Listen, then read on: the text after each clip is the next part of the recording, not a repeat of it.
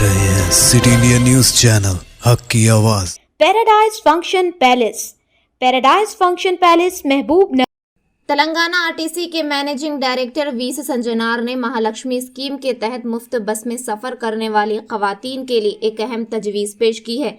इनके इल्म में आया है कि जिन खवातीन मुसाफिरों को कम फासला तय करना पड़ता है वो ज़्यादातर एक्सप्रेस बसों में सफ़र कर रही हैं।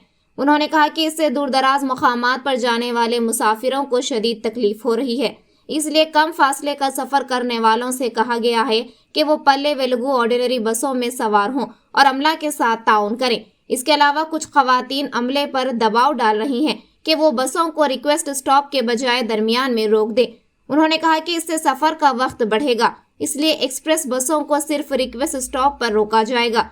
उन्होंने अमला से अपील की कि वो दूरदराज इलाकों से आने वाले मुसाफिरों को तरजीह दें।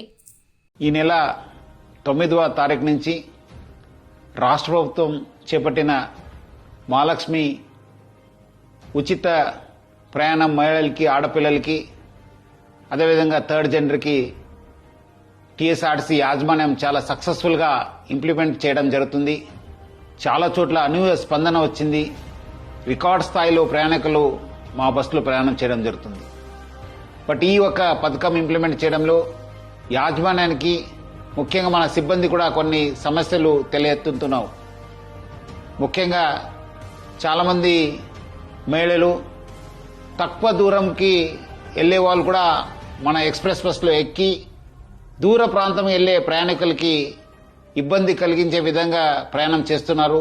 వాళ్ళందరికీ కూడా నా తరఫు నుంచి, యాజమాన్య తరఫు నుంచి కోరుతున్నాను, మీరు తక్కువ దూరంలో వెళ్లే వాళ్ళైతే వెలుగు బస్సులో ప్రయాణించాలని చెప్పి నేను మరీ కోరుతున్నాను. అదేవిధంగా కొంతమంది మహిళలు స్టేజ్ కాకుండా మధ్యలో, రోడ్ మధ్యలో ఆపడము, లేదంటే ఎక్కడ కావాలో అక్కడ ఆపండి అని చెప్పి అడుగుతున్నారు. దీనివల్ల కూడా చాలా దూర ప్రాంతంలో వెళ్లే వాళ్ళు కూడా చాలా ఇబ్బంది కలుగుతుంది. స్టేజ్ దగ్గర మాత్రమే మా బస్సు ఆగడం జరుగుతుంది. సో ముఖ్యంగా దీనివల్ల కూడా దూర ప్రాంతంలో వెళ్లే వాళ్ళు, వేరే ప్రయాణికులు కూడా మేలు జరుగుతుంది.